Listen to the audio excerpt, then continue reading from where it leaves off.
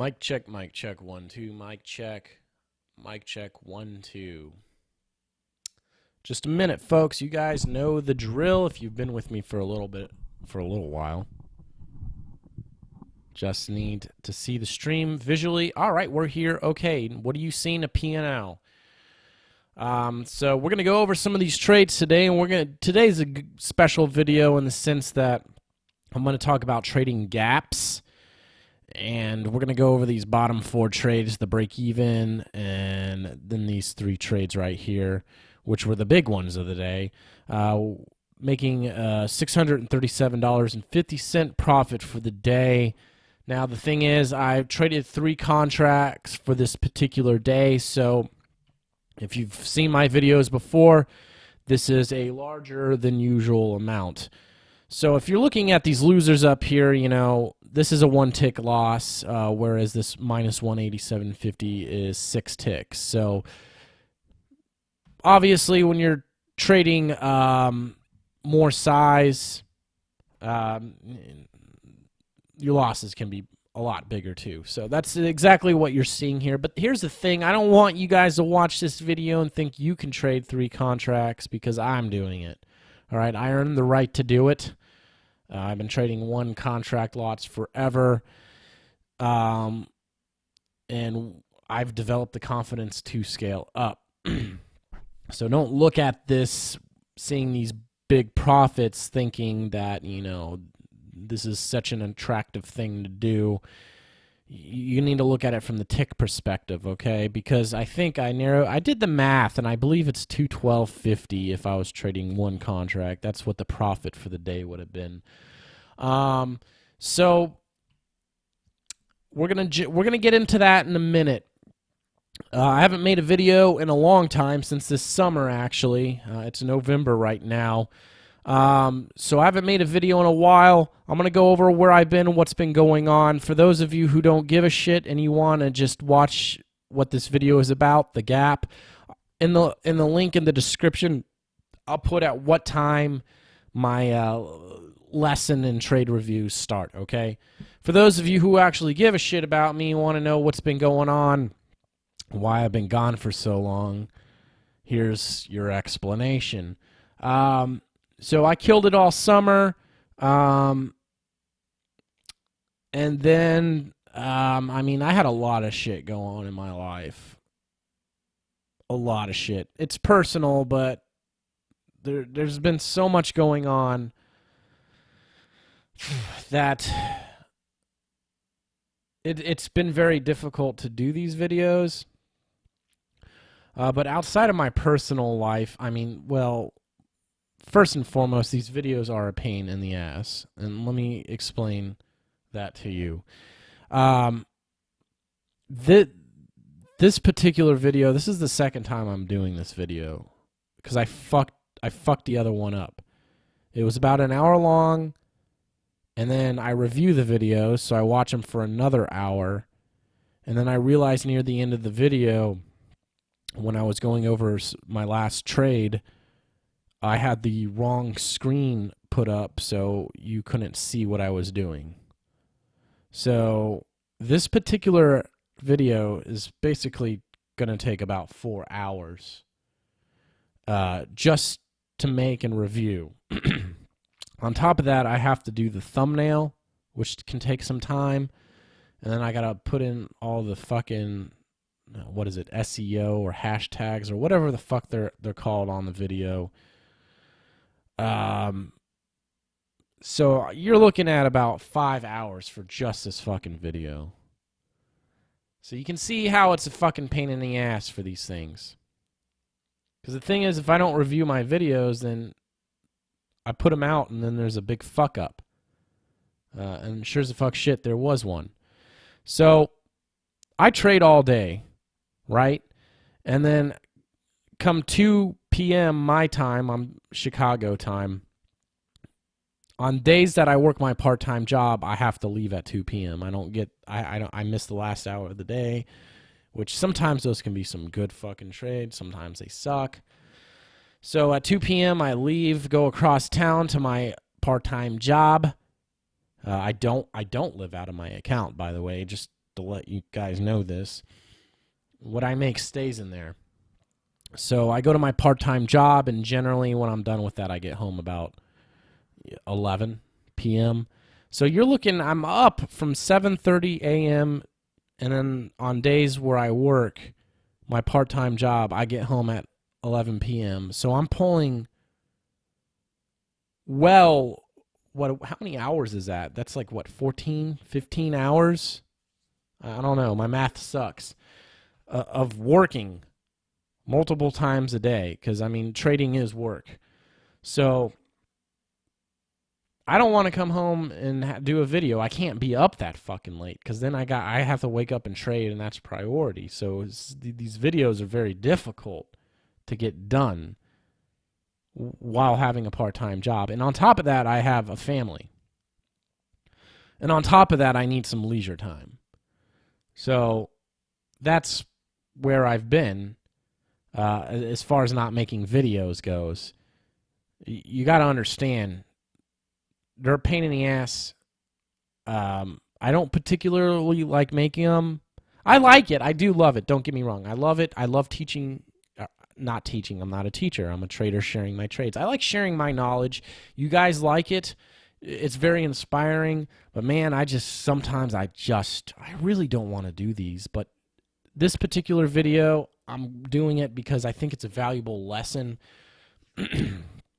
And if you actually go to YouTube,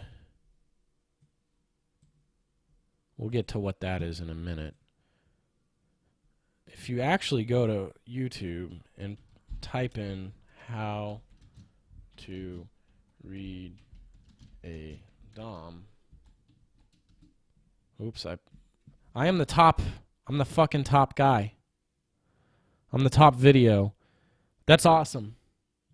That's me right there. I am the top. I have 5.2K views. That's freaking awesome. Some of these guys down here have more views than me, but well, then again, I just put in the description right here, so never mind.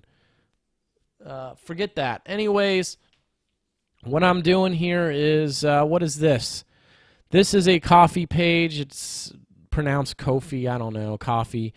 This is basically a donation page. One of my subscribers suggests I do this. He really wanted to buy me a coffee. I'm like, what the hell is that? And he explained it to me. This is basically, if you like what I'm doing and you want to show some gratitude and throw me some money, that's what this is. I don't have advertisements on my YouTube. I don't really want to do that.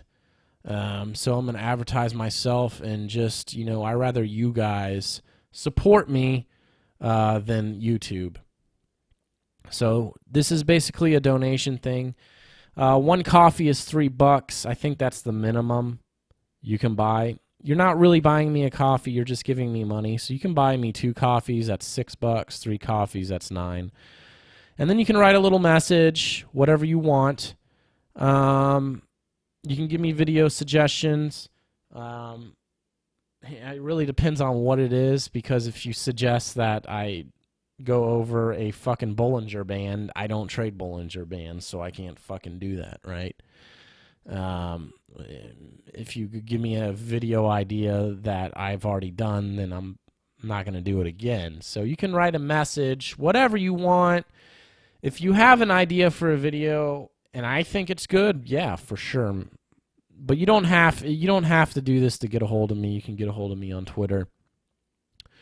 This is for those of you who really appreciate what I do and you just want to show some sort of support. If you buy me, if you give me anything, I don't have anything special to offer other than if enough of you are doing this, honestly, I would be motivated to continue to do what it takes to keep making videos. If I'm making enough off of this page, that's basically what you guys get as a community. I'll just keep making videos because honestly, I would definitely be motivated to make more videos and force myself to find the time if you guys were helping me out in that sense. Again, I'm not telling you you have to. So, also, Um, I had that same subscriber. His name's Trader Gee. He's fucking awesome. I have to give him a shout out. Not only did he suggest this, but he turned me to somebody named Verneman or something of that nature.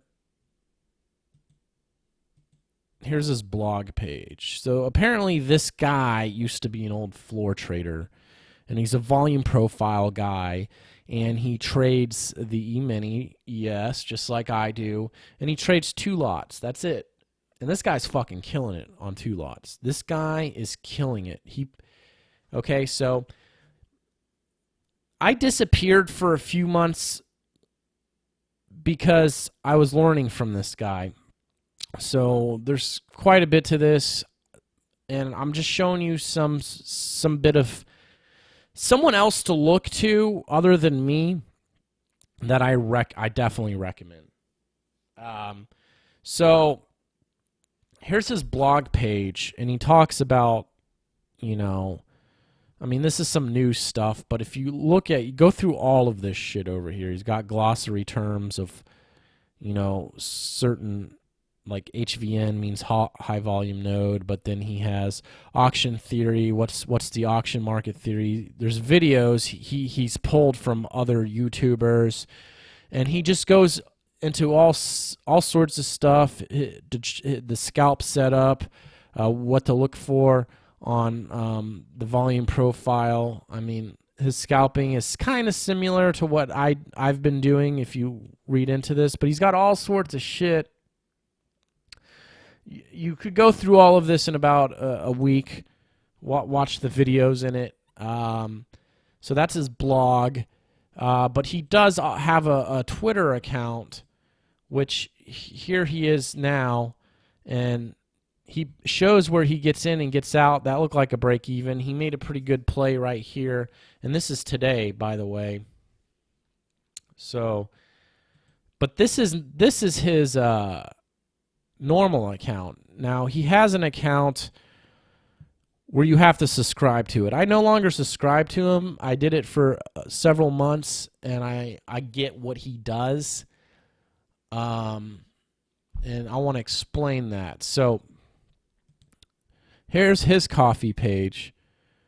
And the thing is, it's like $30, I believe.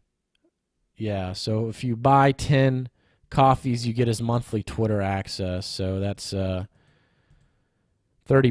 for the month. You get access to this private Twitter. Unfortunately, I don't have anything to show you on it, but he posts his P&L every day.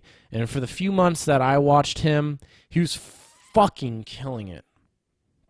He's making a lot more money than me off fewer trades. And he's only trading 2 contracts. He may take, 5 trades a day? On average, somewhere around that. And this guy can make $1,600 a day on 2 contracts. So he posts several tweets throughout the fucking day.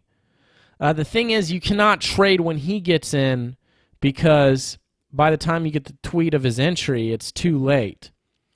So what I do is I record my screen, with the heat map and everything, my DOM, and at the end of the day, I'll go through the recording of my screen, and I'll look at his P&L at the end of the day, and I'll look at his entry and exit times to get an idea of when he got in and when he got out, and I'll align it with my recorded session and get an idea of where he got in and where he got out, what the order flow looked like on my screen and what the heat map looked like on my screen. Hopefully that makes sense. That helped me really figure out what he was doing.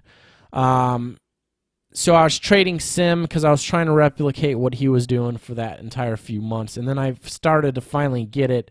And he looks at volume profile on a longer term scale. I believe he has a 3-year composite where it's a 3-year volume profile, and he looks at major levels on there, and he just looks at the overnight sessions, a high area, a low area, and he looks at volume profile balance, and he's more so a breakout trader than a range trader, is what I've noticed. And he just puts out a shitload of tweets if you decide to go that route. But I learned a lot from watching him. I mean, it takes a little bit of time to really comprehend what he's doing and why he's doing it. And he'll put out descriptions with his tweets. They're very short. He doesn't really seem to answer questions. He seems to be picky about it. But the thing is, if you do what I did and you record the day and you're trying to trade along with him, again, you can't take the trades when he takes it, because by that time it's too late, because there's this natural lag when he posts the trade. But he posts them as soon as he possibly can, is what I notice. And he'll post, it seems like 100 freaking tweets throughout the trading day of exactly what's going on, what he's looking for. So it's pretty cool. I like him a lot. I learned a lot from him. And what I learned from him is what we're going to learn about with this gap trading. So this is why I'm kind of showing you this guy. It's well worth it. But I think you should know what the fuck you're doing before you subscribe to him. I think you should understand some order flow before you do this. You definitely need to comprehend what's going on before you do this. So I even though I don't subscribe to him anymore, $30 a month for what he has to offer is a damn good banging deal compared to a lot of other things out there. It's worth it if you do decide to go that route. Tell him Fat Cat sent you. Honestly, this is somebody I would like to personally get to know a little bit better. You know what I mean? And maybe one day I could interview him on the channel about what it was like trading on the floor back in the day. I think that would be cool. Just some old school stuff, just to know what it was like back then, because I never floor traded, So I spent several months learning the bigger picture of the volume profile, because I'm a scalper, and I would only scalp like momentum moves in one direction, and generally when the moves would be bouncing around, I would already be out. So my trading hasn't changed. Everything you've seen in my videos still apply, and I still apply that. Because this guy definitely will sit in some trades that will go against him. And for me, that's generally I cut him. So this guy, this Verneman guy, he will definitely sit in some heat. He's real patient. He knows what he's looking at. You know what I mean? He's been doing this a lot longer than I have. But generally, I will cut my trades so I'm not sitting in heat. And usually I'll scalp my way into a bigger trade. So the thing is, my trading has changed. You're going to kind of see it in this video and future videos. The thing is, I'm holding these trades longer. The thing is, if I can hold trades longer and take fewer of them and make more money and pay less commissions, then that's something that it just perks my interest. So my trading is the same. I still look at a lot of the same things, but now I understand volume profile, market profile on the bigger, longer-term time frame, and being able to figure out what may happen throughout the course of the day is something I'm getting better at, and I think that skill is very valuable to potentially find those really good opportunities where there's gonna be a big move, instead of trying to scalp some little bullshit zone. So I'm getting educated. I still get education. I'm still learning, and my trading's improving. And you can't stop. This is a journey where you're gonna always be learning. You'll never know it all. So I just wanted to show you that, let you know where I've been. So once I figured out what he was doing and trying to replicate him, I'm like, I can't replicate him exactly. I need to trade my style because it's works for me. But I definitely added what I learned from him into that. So, and he also uses some sort of indicator, a standard deviation indicator, which I just don't have access to because he uses some Thinkorswim platform. I don't use it. For me, I do use stochastics. I use a 1 minute, 3 minute, and a 5 minute. But I've always used stochastics, but it's not like I don't use them like a lot of videos you see on YouTube. You'll see more of that in future videos. And I'll explain what I'm looking for when I look at a stochastic. But in the end, everything you've seen in my past videos, it's the order flow is the most important component, right? So enough of that shit.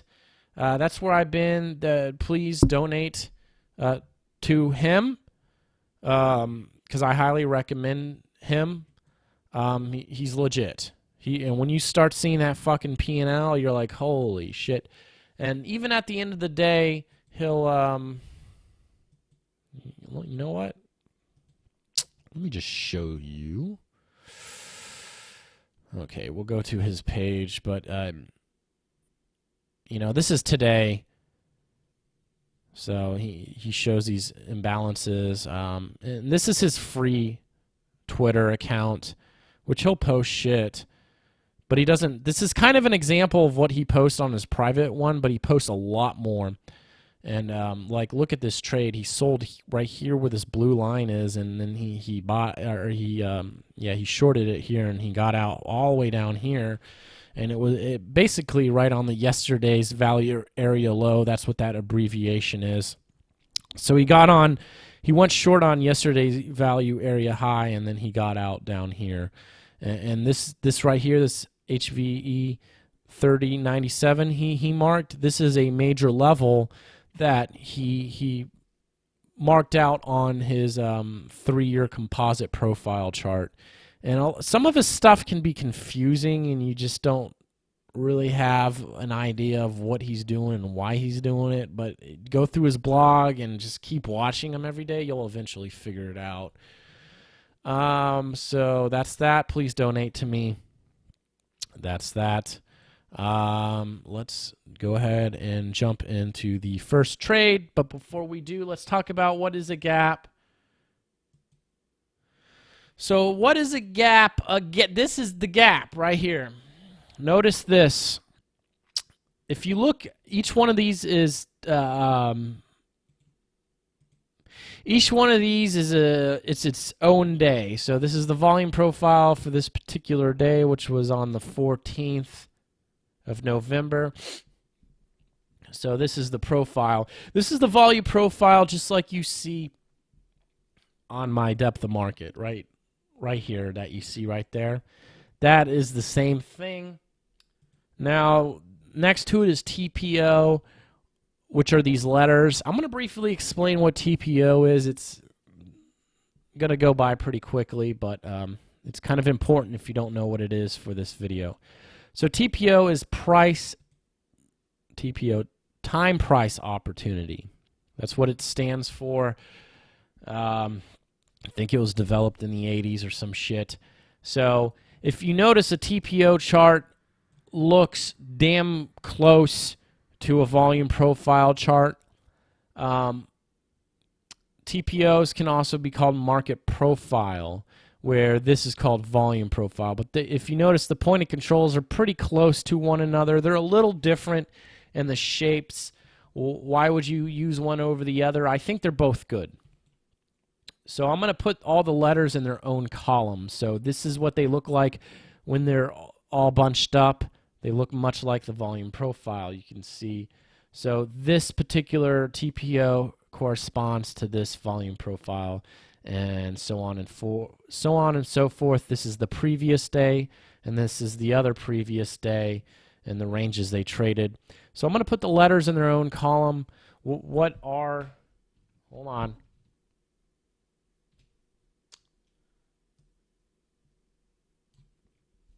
So here's the letters in their own column.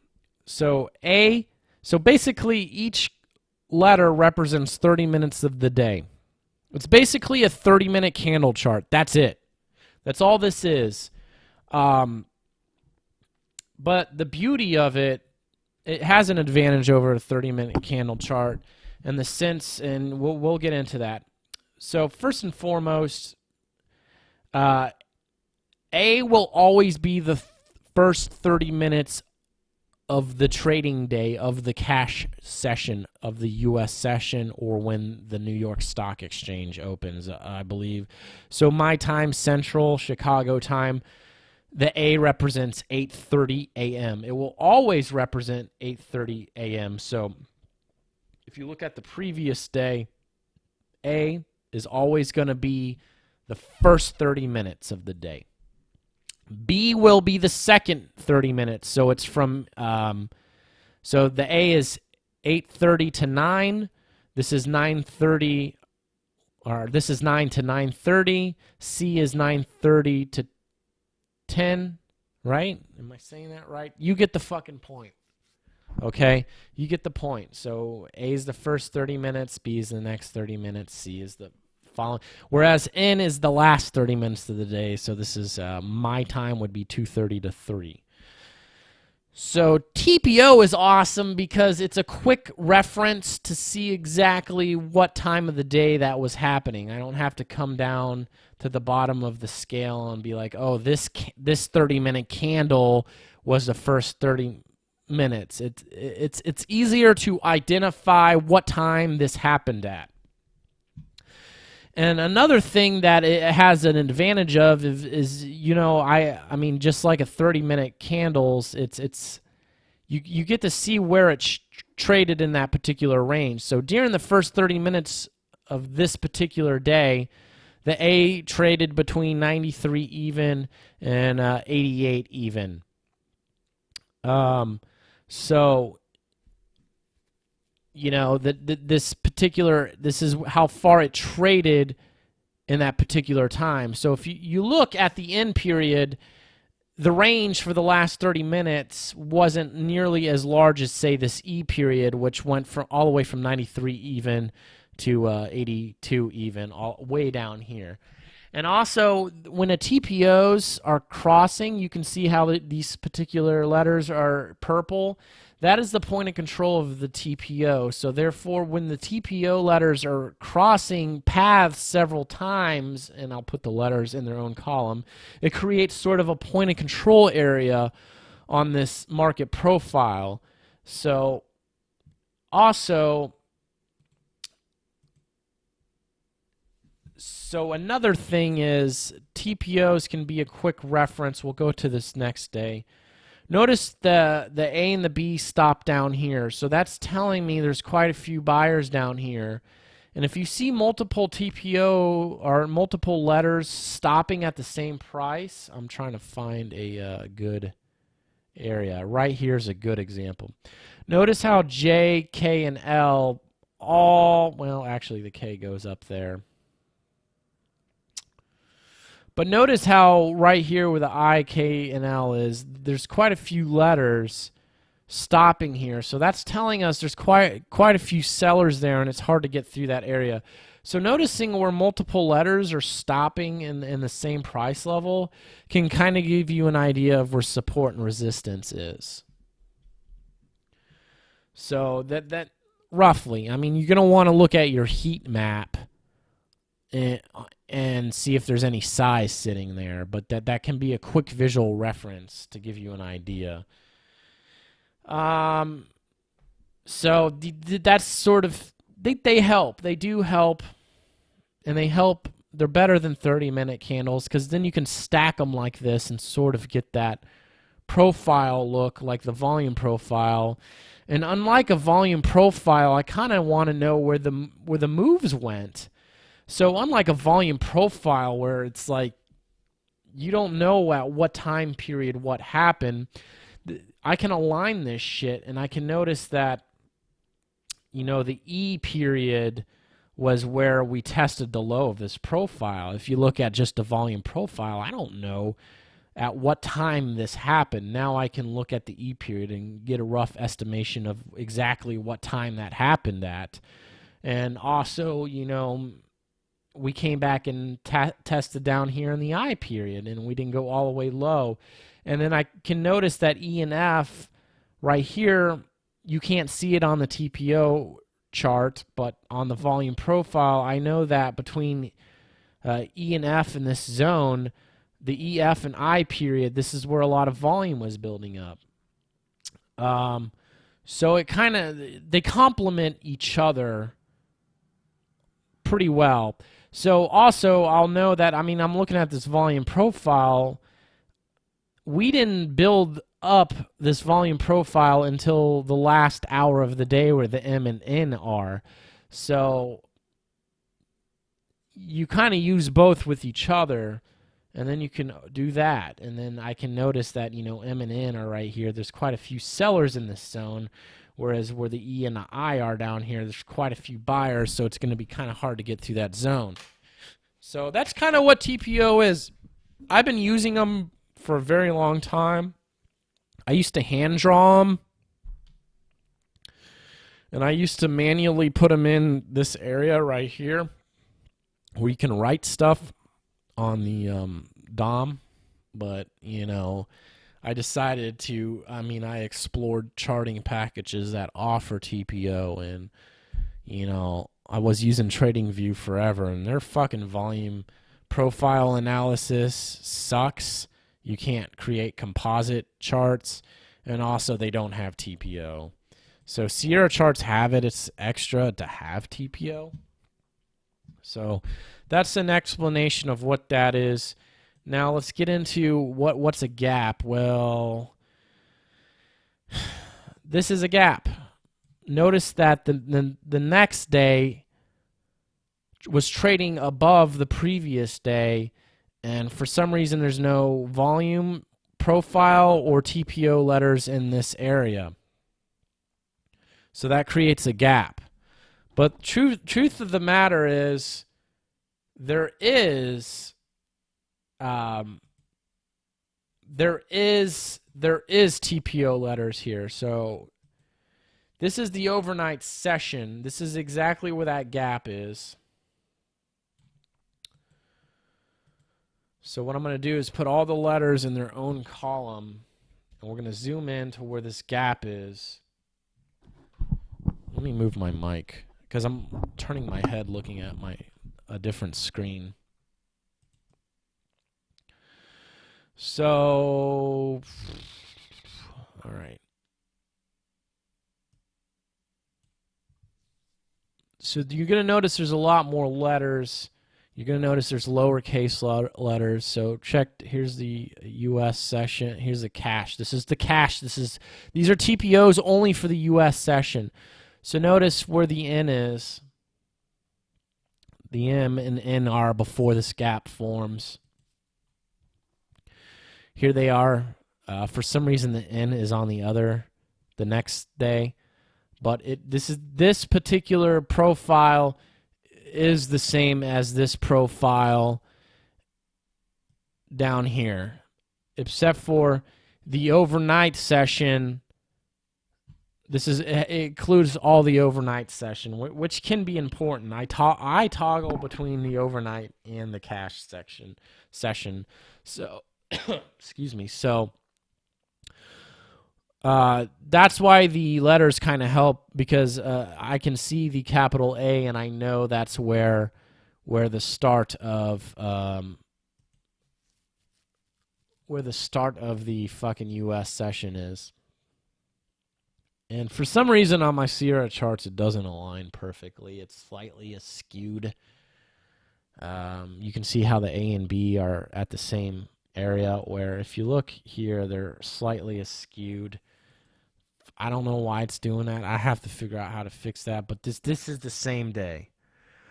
So you're going to have, after the end of the U.S. session, we go from the N period to the Q. So you can see over here, or over here where the Q starts. So this is after hours, after the bell closes. So, you know, and then it goes to T, U, V, W, X. There's no Z. And then it goes to lowercase a, which I think starts at, what, 9 o'clock? 9 o'clock at night, my time. And then B, C, and then it goes all the way to W, lowercase x, and then it starts over at uppercase A at the open of the cash session. So you have these lowercase TPO letters, and again you have after the close of the US cash session at N it goes into O. So there is no gap here. It's just the overnight session traded right here and created a gap. So what happens when there's a gap is, for whatever reason I don't know, I wish I knew, is, let me zoom out.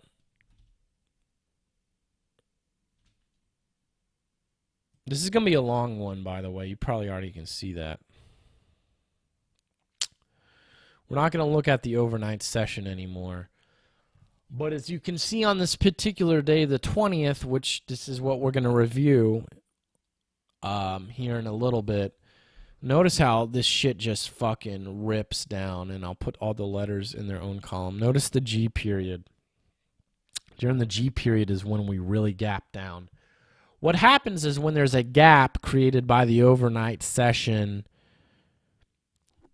generally the regular trading hours is going to want to fucking fill that gap in.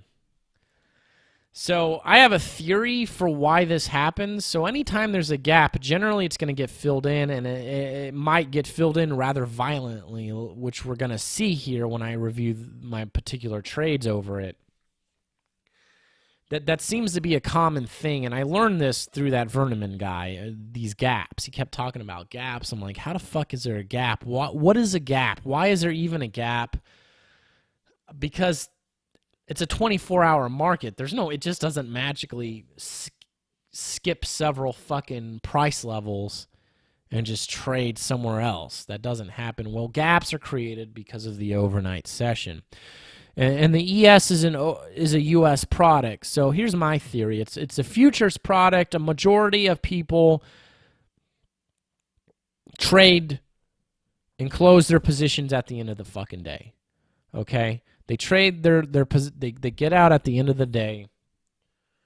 And what happens is, I think that because there's this gap, this void that happens in the overnight session,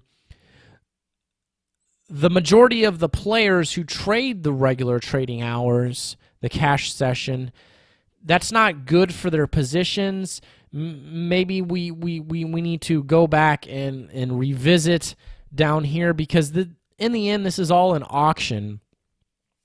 And maybe that we need to revisit the original auctioning prices.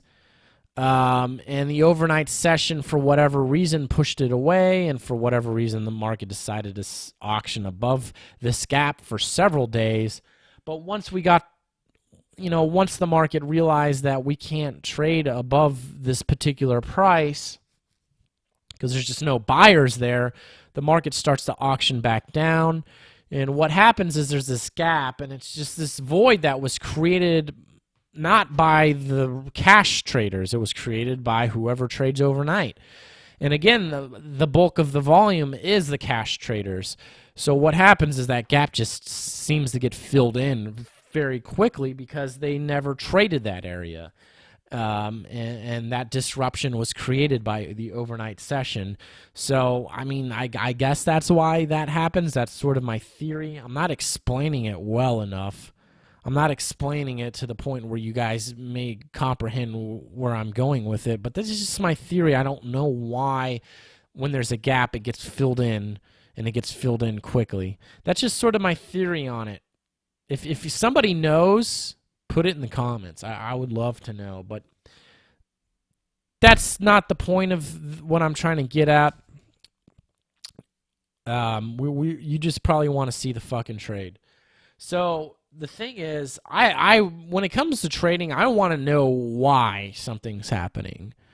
I think most traders don't fucking understand why certain things are happening, or they don't understand order flow and not understanding order flow is fucking... if you don't get order flow, then you don't know what's going on at a macro level. So therefore, you have no fucking idea why certain things are happening. You need to know what's going on all these different levels. And for me, I want to understand why a gap's getting filled in. So that's why I have a theory on it, and that's why I just rambled on about it forever, is because it's kind of important to understand why that happens. But in the end, just look for these gaps, which they don't happen all the time, but when they happen, they're pretty fucking good plays. And then in the few months I was following that Verneman guy, if I'm even saying his name right, he did make several gap plays, and they're really fucking good plays. These are good fucking trades, and if I hadn't followed him, I wouldn't have known about that, and I would have never been able to take the opportunity you're going to see, or that you saw in my P&L at the beginning of the video. So these gaps get filled in. So enough of that. Let's get into the trade. You can see the TPO up here. Excuse me, that was rude. Which is the same thing you're seeing right here, but you're going to be seeing it form in live time. This up here is sort of a picture-in-picture thing. This is what I'm going to be doing from this point forward. So that way you can see my other screen. So this is one of my other monitors, so I did a little wizardry in the fucking streaming software to do some picture-in-picture shit. So that way you can kind of see what I'm looking at on my other monitors. So you're going to see that G period really start to drop. But you're going to also get to see it on a heat map and order flow real time here. So you're going to see how these things sort of complement each other. Now let's go back to the TPO real quick. So when you're looking for a gap play, generally notice where does the play sort of stop at? It stops at that point of control for that particular day when we fill in the gap. So that's sort of going to be your target to exit the trade. Generally you're going to want to get in. It just starts shooting down. Getting in really depends on what's happening, but you'll see. But the thing is, that's where your target's going to be. I'm looking for a target right here with this. I'm a little more conservative in these particular trades. Instead of looking for the target at 30.9250 where the point of control is, I'm looking at this other. I'm just looking to get into this profile, and I'm looking at the first large node in this particular profile for my exit. So I'm a little more conservative, and I'm looking to get out at 96 even if I was to do this in a perfect world. Now, this is sort of my first gap trade I did outside of watching that Verneman guy and trading along him. So this is sort of my first time actually taking advantage of this on my own. Yeah, it's not the smoothest thing forever. And the thing is, I didn't mark I knew that this gap play was highly possible for this particular day. Actually, a lot of people who study profile charts knew this was coming, and they knew that today would probably be the day. Another good guy to follow is Futures Trader 71. I'm going to cover that in another video, but he has these videos he puts every morning on his market forecast. I watch him every day. You need to as well. And it's on the E-mini. But he definitely was calling out the gap play for this day as well. Futures Trader 71 on Twitter, by the way, and they're called Trader Bytes. So that's another person I definitely recommend following on Twitter. And what he gives out every morning is free, and it's fucking should be paid for. But anyways, this is the gap play. What's beautiful is you're going to see all this. You're going to see the heat map and the order flow working in conjunction with the TPO and the profile up here. I know it's impossible to see on your screen, but it's there. And then I also have my stochastics set up, a 1 minute, 3 minute, and a 5 minute. They're 14.33 slow stochastics. I think I make the first play based off of that. And quite frankly, I fuck up and I don't mark the levels for this gap. I should have done that for this day. So let's go ahead and get into the trade. A little context. This is the break-even trade. And all these trades, again, to see the P&L, these 4 trades happen relatively quickly with one another. So you missed that we're at the end of, so the context of what's going on here is here's the point of control, this 1550. This is the VPOC, the volume point of control. This is the big one. You know, I will say there's point of controls throughout this, but this is the major one. It's sand colored. For some reason, and this is the VWAP, this green. For some reason, there's been size defending this level for a good while during this trading session. And by the way, this is November 20th, 2019. This is when this play happened. So somebody's been defending this area for quite some time. You can see there's this odd low node in here. So it's not really a perfect bell curve by any means because we have this dip in here. Somebody's defending it. We cannot get past the halfway mark, and we keep bouncing off this low node. So that's strange, and to me, I knew that a really good short play was going to happen. And down here at 3109.50, I mark it ONP. That's the overnight point of control. I'm looking to target that for this particular play. I don't see the gap play happening at this point. I'm just looking at a good trade setup. But anyways, we have this size that comes in that's propping the market up. This size pulls off and moves upward. The market clashes into it at 1250 and bounces it temporarily. The size pulls off briefly, comes back down to where it was originally at, and then the size pulls off again and moves up. So somebody's manipulating the market, and what they're doing is they're flashing this size in at these few levels to get a fill, I guess. They're trying to get filled here, or they're trying to ping-pong it back up. But it's really hard to know until the last, few seconds or until we hit that size and we see how it trades into it. So you can see there's 350 here. This is called a strength meter. You haven't seen it in any of my videos. I need a fucking drink. A long video, but this is an important one.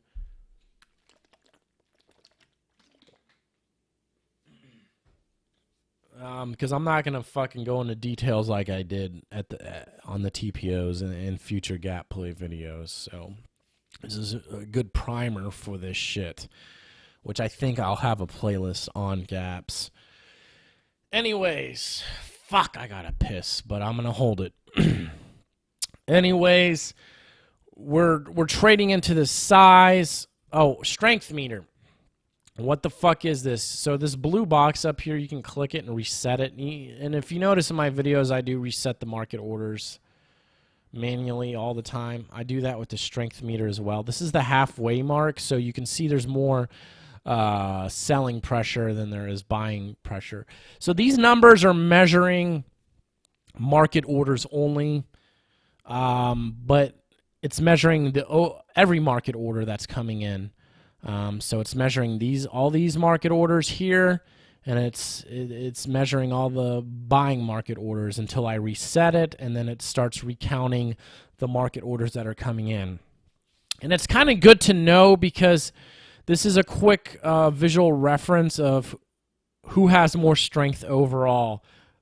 Now, sometimes you'll see that the selling pressure will shoot up all the way to the 3/4 mark right here, and the price isn't moving down. Well, that's absorption, and that's a telltale sign that this, even though there's more selling pressure, but if the price isn't actually moving down, that's telling you there's absorption there. So it could reverse. But generally, I mean, it's a little bit over the halfway mark, so this is valid that the bears are in control at this point. However, we're banging into this size, this 348. So I'm looking to take a trade, possible trade to the short here. We've already tested it once back here, you can see, and then we bounced off. So we're testing that level again. And it's the second test of this particular area. So there's probably a higher probability that this can go through, especially with the context that this zone up here has been so heavily defended for hours. And if you look back here, you notice somebody was putting a lot of size in here, trapping in this particular area. So somebody, in my opinion, was gearing up a lot of contracts. Whether they're going short or long, I don't know. Ultimately, it's going to be short. So let's just say that a lot of people, they're trapping the market here with the size on both sides, getting their position filled. And I think that's what's happening again over here. So whoever's doing this here was probably doing it over there. And this is the price zone they want. So that's speculation, though. So I'm looking to take a trade here. And there we go. It cleared up for you guys. So, you know, we're lower than we were here. Just seeing how the order flow pays out. Now notice the fucking the strength meter is twofold. There's 1159 versus only 574. So the really the selling pressure. This is what's really telling me to get in right here. And I don't know if the stochastics are. I'm not going to go through my historical stochastic data because that's so many days back. Because today is not the 20th. Today is the fucking 26th. So I'm not going all the way to fuck back to show you what the stochastic may be doing. I'll probably have it in this screen for future videos versus this.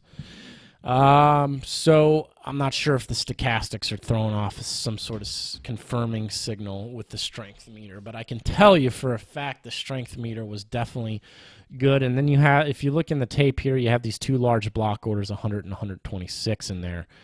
So I'm really definitely short biased. You can see I go for the market order right here. Just because we're exploring new territory down here and we got through where this size was.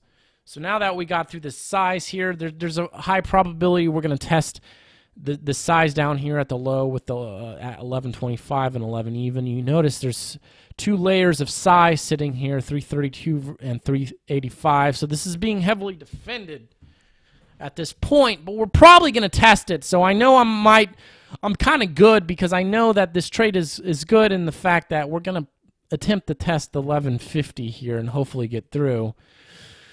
Because generally size acts as a magnet. Not always, but for the most part. So I scratched the trade because, you know, I was a little hesitant. I'm not going to rewind that. Okay? This video is long. I need to go over the profitable trades. But I scratch it because I'm just...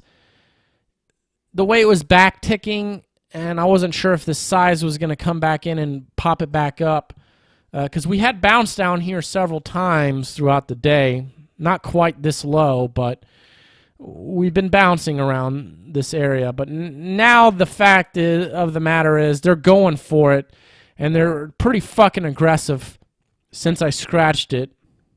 Strength meter's still in my favor here. So I decided to try to go here, but then what happens is I wanted to get the limit order here, but I immediately go for a market order down here because, I mean, just so much size came in very quickly. You can see that level got banged out immediately. It's almost like 300. If you look at the tape, we got 100, 100, 113. So a majority of this was block orders. So there's a big trader swinging size here, and there's no way I'm going to get the fucking fill there, in my opinion, at this point of how this trade's playing out. So I'm just going to go ahead and pay up. Oop, what did I fucking do? Okay, so now I'm covering the trade. Well, it's coming back. That's not necessarily good. So my target is this overnight level. I don't see this being the gap play, honestly. So I'm not seeing this being the gap play. I'm covering. Now it's kind of going in my favor. So I'm going to set out my target here. You see right there. Why did I put it there? Well, it's the overnight point of control, but also I got this 401 sitting here, some size, which kind of came out of nowhere. It hasn't been there for long. Somebody's trying to catch a falling knife there. But I'm going to front run it because that's what I do. Because this is probably not going to get filled, in my opinion. So I'll take the next best price. So it's not tagging me, which is kind of annoying. It seems to be absorbing right there. You can see the strength meter softening up a bit. So that's not good. So, but the thing is, I have this 325 here, which is some size that's in front of me now, which that's good. So I sort of have a layer of defense from the entry price. So now you can see I'm trying to get in here. I'm like, you know what? I might not be able to get that. So let's go ahead and just take it for one last tick. But I'm not going to cancel this shit off because I'm in the queue of 219 versus 364. I still want my queue advantage. So I'm going to leave both of those on. And as you can see, I'm being very patient compared to my older videos. So why did I get rid of that? Because we're retesting it. And I've seen this sort of move before. We come down. It's a slight bounce, you know, a slight pullback. And then there's a pretty good probability my original price is going to get touched. And it's only at 292. So you can see some of that size did pull off. What would it went to like 360 or something when it came back up. But generally when the market bounces up, these sizes start pumping up down here. And now they're pulling off when we come back down. And really the selling pressure is still in my favor.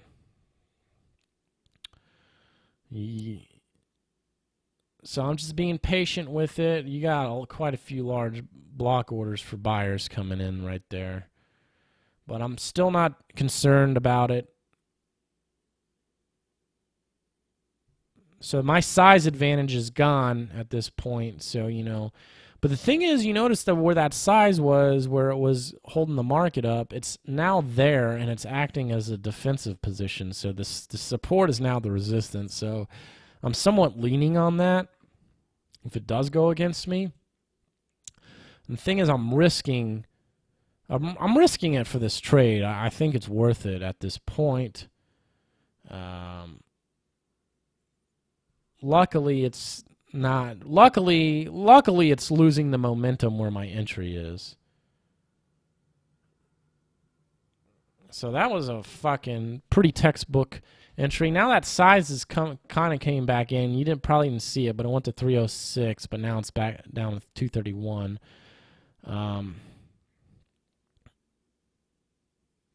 So I'm holding fast. You see I'm covering for potential break even. So it's going down. Looks good.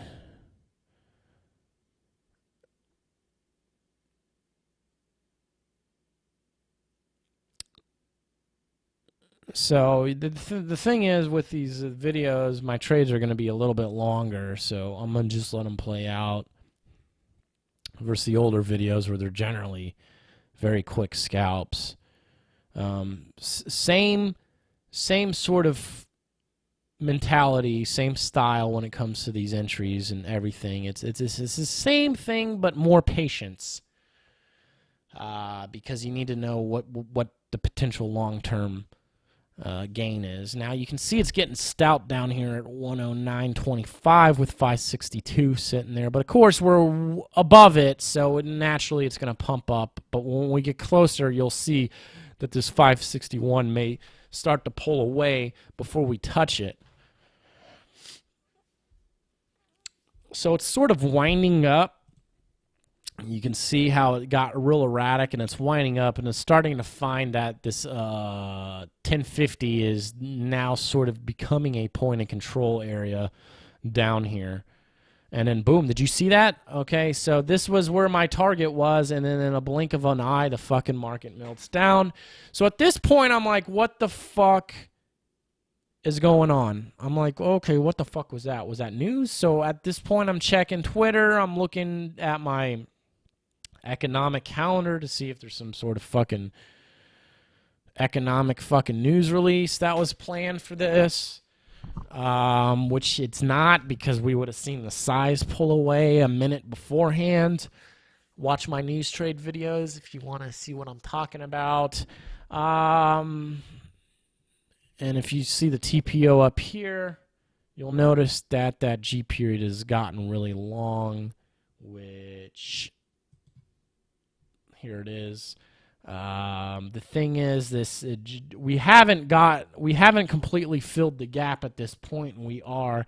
So now I'm realizing, you know, at some point in this video, we'll go ahead and get out of there and go to the second trade. So I realize where, you know, where the gap is. Somewhere in these trades, I have to go to this TPO chart over here, and I start measuring it and figuring out how far down have we gone, and I'm looking for an exit. And in the middle of all these trades, I settle on 96 even. Should have been prepared beforehand, but I'm just letting you know sort of my mistakes here. So we're going to go ahead. We just reviewed the break-even in the trade that yielded 262.50 in profits on 3 contracts. Now we're going to go ahead and see the one that yields $225 in profits, which happens because this is the next trade. So that last trade I got out at 11:54. This next trade is at 11:56. So this is 2 minutes later. You can see this is where the exit was at 109.75. That's where I got out. So we're trading back up into this zone. And what I'm trying to do, and obviously the selling pressure is still in my favor. This is like a fucking merry-go-round spinning. I'm just looking for the right area to jump in. You can't just jump in at this at any fucking time. So for this next trade, I'm looking to get back in this thing because I'm like, this is the fucking gap play. Even though the gap's not filled in. So I'm looking to get in here. You can see I'm violently scrolling the shit up and down. Looking at my P&L there. You shouldn't do that. Wait a second. 11:55. This trade starts at 11:56. And you can see I'm scrolling up here looking at this thing, trying to figure out shit, but now the mouse is back over here because of this violent move down. Notice that some size came here. It disappeared, and now it's back with 353 at the 107.75. So this is a potential resistant zone. It's also sort of the low volume node with only 1,611, whereas if you look on either side, you got $2,000, over $2,000, but it's very hard to determine because this is sort of unexplored territory, so the volume profile is still sort of building. And when volume profiles, when we're trading in new unexplored territory, it gets very violent like this because the market's trying to find some sort of balance, which it hasn't found yet. But also we're going to be filling the fucking gap. So I'm looking for an entry. I think this entry is pretty fucking sloppy. So what's happening at this point is, notice this little ball. There was absorption that happened here. We're revisiting this level. So there's, if you look at it with a microscope, there is a small volume profile bell curve building in this particular zone, and this 105.75 is sort of like that point of control in that area. So I'm concerned because there was absorption here. Maybe this is the bounce. Maybe this move is over. And then lo and behold, a shitload of volume comes in. I'm still kind of looking to get in this, but you know, you don't just go for it. Now you can see that 105.50 is building more absorption, but we're on the opposite end of the absorption, and bang, this shit goes like nobody's fucking business.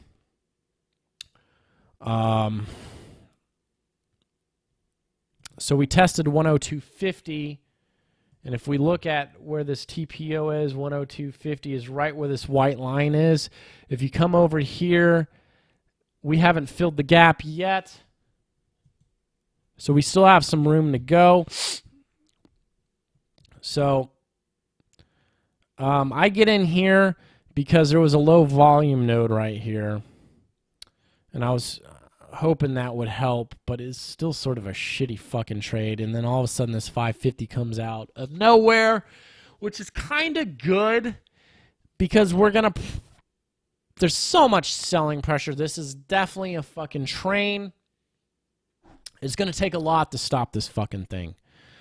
So there's still, there's still hope in this trade, and we're probably definitely going to revisit this 550 at the 103.25 level.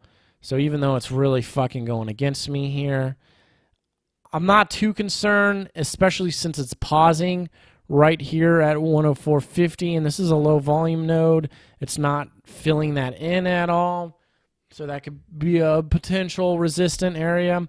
And lo and behold, here we go. We're testing my entry price, but we need to try to trade into this big bid here. There it goes, and it immediately takes it all, pretty much. And if you look at the tape, 302 and 110. So somebody took it all. They hit the lift the bid button, which means they want it all. Well, actually, they didn't hit that button, but they definitely threw a lot of size at it. They were willing to throw a lot of size at it. The sellers were. They're like, get that shit out of the way. So whoever the poor bastard was that had the bid there fucking got hit hard. So this is an example of two big traders going at it with each other. Somebody put in a bid of over 500, and somebody threw in a 302 and a 110 block order at it. So, and that's not the same guy. That's two big traders going at it, and one of them got fucking hit in the fucking face. And whoever got that 500 is going to probably eventually liquidate, and I can almost guarantee that, which further drives the move down. Now, I'm not thinking of that at the time of the fucking trade. I'm just, now that we're reviewing it, I'm just letting you know what I think of this, because this is why you should record and review your shit, because then you get to kind of really dive deep and look at it from a perspective of what are other traders possibly doing here. And this is why order flow's the sexiest thing ever. It's the greatest thing ever, and this is why you need to know it for things like this. This guy's probably going to liquidate here. So the next point is you got size stepping up in here. So I'm in there. It was a little bit of a sloppy trade, exploring new territory. Pardon me, all this talking. So it's starting to stall up right here, which isn't necessarily good. Bang, look at all that. Look at these large block orders that come in one after another. 103, 104, 126, 139.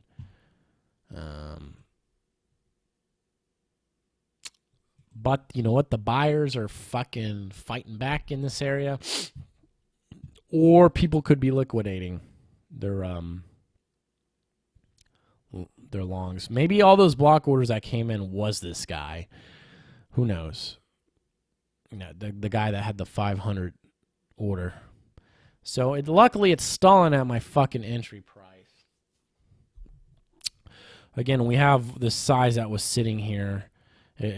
My entry price could be the potential new resistance zone, which it seems to be that.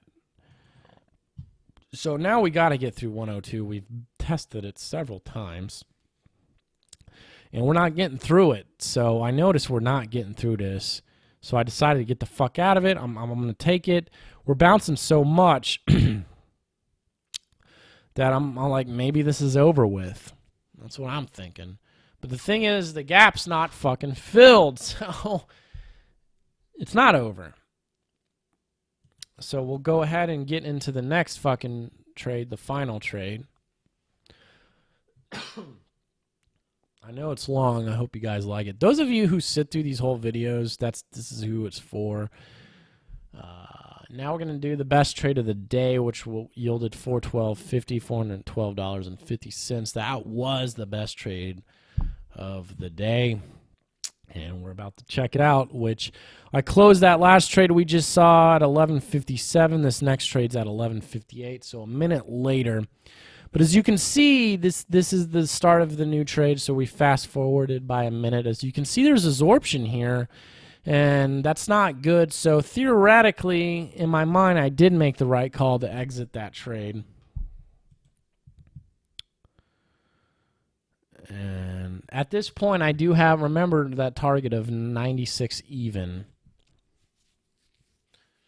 We're not there. We're in the hundreds now. So now look at that. Somebody put some size in here, and now they're pinning it in here. So it's really getting stuck ping-ponging. And that size disappears. I'm looking for it because I know, I mean, just the way it's ping-pong getting stuck, it's like if it takes this 310 out, and this is something weird I've noticed over the years, is you'll see size here, and then 4 ticks down, you'll see more large size.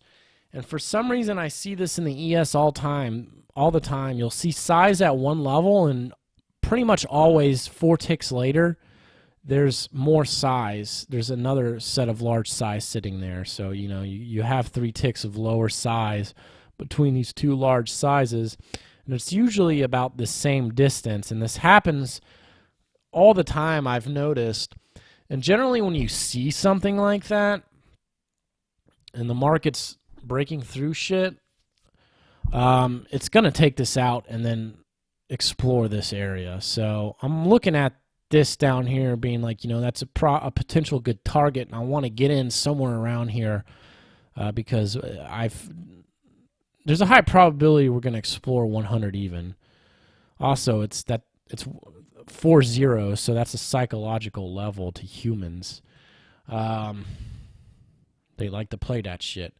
So we get through. I tried to get the limit order. I know I'm not going to get it. I tried to get this limit order. Don't fucking get it. Now I'm fucking chasing it. Now it hits where I wanted to fucking go. It hits where my exit was, and I chase it, which that's not a good thing to do.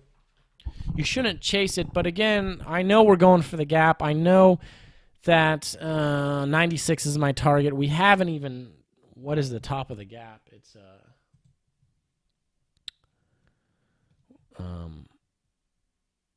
98.75. So we haven't even we haven't filled the gap yet.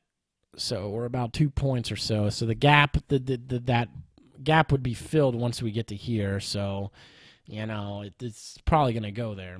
So I get in, and unfortunately it goes against me by quite a bit, and I could have got my original entry.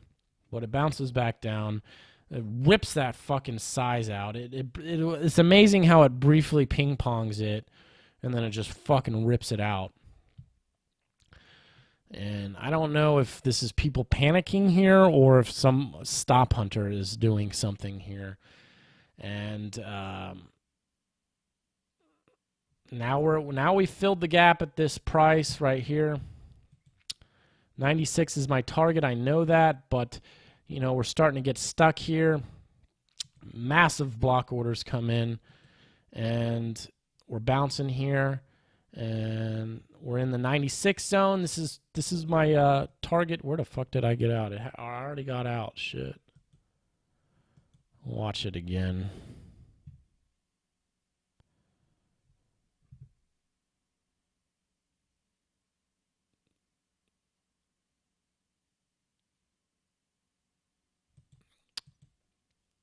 Boom, it just rips through again. I think I get out here. Yeah, I get out right there at 97.75. Just seeing how it kind of stopped, struggled. I'm like, I just decided to get out. Really, I should have fucking held it longer, but I didn't. And there it is. So there it goes, and then watch this shit. Watch it, how much more it fucking goes. So I leave a lot of fucking money on the table here because it's going to, what is it? I think it might blast. Yeah, it really bounces way the fuck back up there.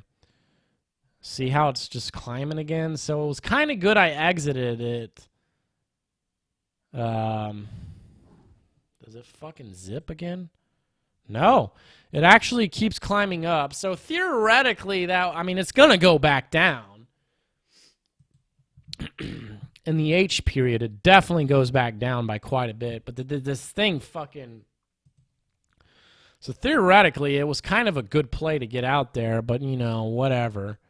You're not going to get everything, and then it goes forever, and then I believe it definitely is going to knock out lows again. So that's the gap play. I know that was a long one. So if you like what I'm doing, please donate to me. I'll put links in the description and all that shit for that other guy too. So I'm cutting this one off. Take it easy, y'all.